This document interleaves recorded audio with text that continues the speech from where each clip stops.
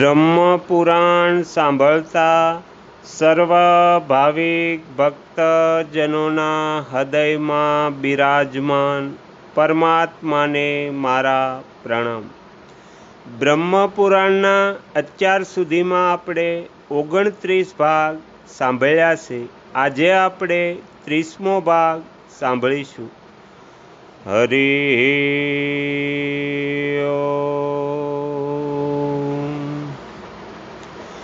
મુનિઓએ કહ્યું, ભગવાન, આપ સઘળા ધર્મોના જ્ઞાતા તથા સર્વ શાસ્ત્રોના જ્ઞાનમાં નિપુણ છો। કૃપા કરીને અમને એ જણાવો કે પિતા, માતા, પુત્ર, ગુરુ, જ્ઞાતિજનો, સંબંધી અને મિત્રો આ બધામાંથી મરનાર પ્રાણીનું વિશેષ સહાયક કોણ થાય છે? વ્યાસજી કહે છે, વિપ્રવરો, પ્રાણી એકલો જ જન્મ લે છે અને એકલો જ મરે છે, એકલો જ દુર્ગમ સંકટોને પાર કરે છે અને એકલો જ દુર્ગતિમાં પડે છે। પિતા, માતા, ભાઈ, પુત્ર, ગુરુ, જ્ઞાતિજનો, સંબંધી તથા મિત્રો આ બધામાંથી કોઈ પણ મરનારને સહાય કરતું નથી। ઘરના લોકો મૃત વ્યક્તિના શરીરને લાકડું કે માટીના રોડાની જેમ ત્યજી દે છે અને ઘડી બે ઘડી રડીને એનાથી મોઢું ફેરવી લે છે। એ બધા તો ત્યજી દે છે, પરંતુ ધર્મ એનો ત્યાગ કરતો નથી। ધર્મ એકલો જ જીવની સાથે જાય છે, તેથી ધર્મ જ સાચો સહાયક છે। માટે મનુષ્યએ સદા ધર્મનું સેવન કરવું જોઈએ। ધર્મનું આચરણ કરનાર વ્યક્તિ ઉત્તમ ગતિને પ્રાપ્ત થાય છે। એ જ પ્રમાણે અધર્મ વ્યક્તિ નરકમાં પડે છે। તેથી વિદ્વાન પુરુષે પાપથી પ્રાપ્ત થનારા ધનમાં અનુરાગ રાખવો ન જોઈએ। એકમાત્ર ધર્મ જ મનુષ્યનો સહાયક છે। ઘણા શાસ્ત્રોના જ્ઞાતા મનુષ્ય પણ લોભ, મોહ, ધૃણા અને ભયથી મોહિત થઈને બીજાના માટે ન કરવા જેવું કાર્ય પણ કરી નાખે છે। ધર્મ, અર્થ અને કામ ત્રણે આ જીવનના ફળ છે। અધર્મનો ત્યાગ કરીને આ ત્રણેયની પ્રાપ્તિ કરવી જોઈએ। મુનિઓએ કહ્યું, ભગવાન, આપની આ ધર્મયુક્ત વાત, જે પરમ કલ્યાણનું સાધન છે, અમે સાંભળી। હવે અમારે એ જાણવું છે કે આ શરીરના તત્વો ક્યાં ક્યાં છે? મનુષ્યનું મૃત શરીર તો સ્થૂળમાંથી સૂક્ષ્મ અવ્યક્ત ભાવને પ્રાપ્ત થઈ જાય છે। એ ત્રિનેત્રનો વિષય તો રહેતું નથી, તો પછી ધર્મ તેની સાથે કઈ રીતે જાય છે?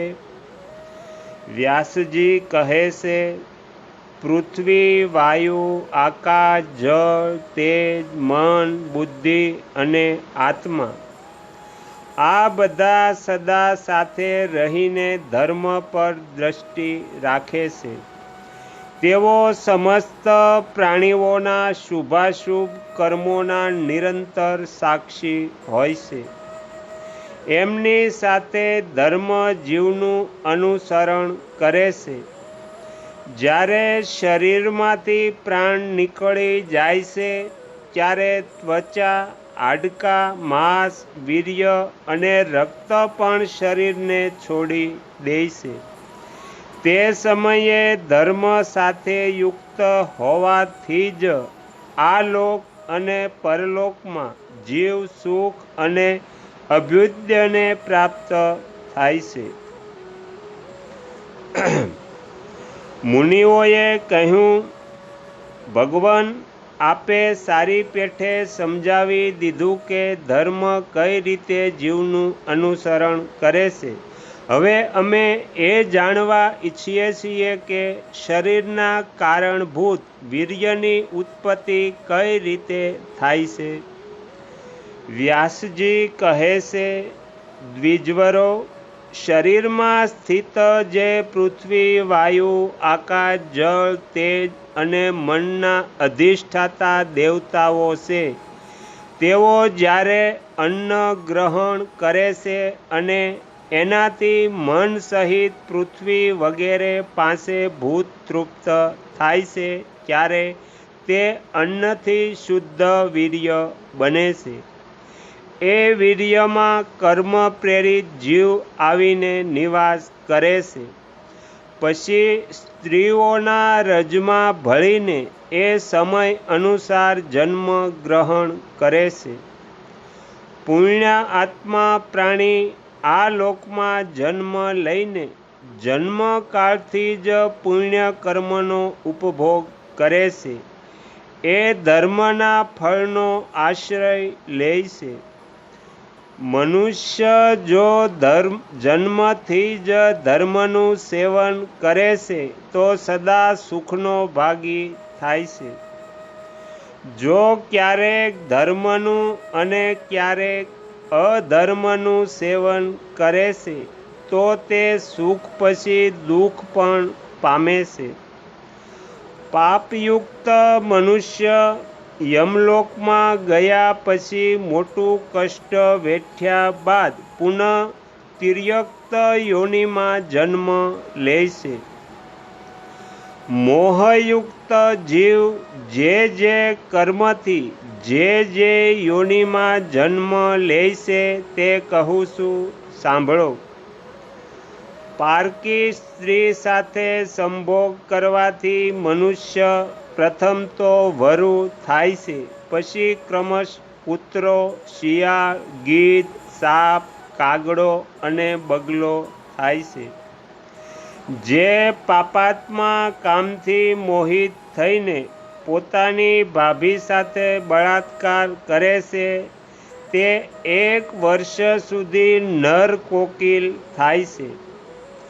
મિત્ર, ગુરુ તથા રાજાની પત્ની સાથે સમાગમ કરવાથી કામાત્મા પુરુષ બીજા જન્મમાં સુવર થાય છે. 5 વર્ષ સુવર રહીને મૃત્યુ પછી 10 વર્ષ સુધી બગલો થાય છે.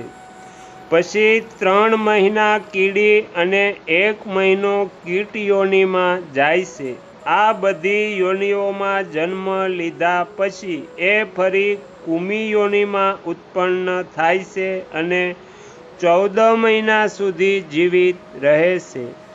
આ પ્રમાણે પોતાના પૂર્વ પાપોનો ક્ષય કર્યા બાદ તે ફરી મનુષ્ય યોનિમાં જન્મ લે છે.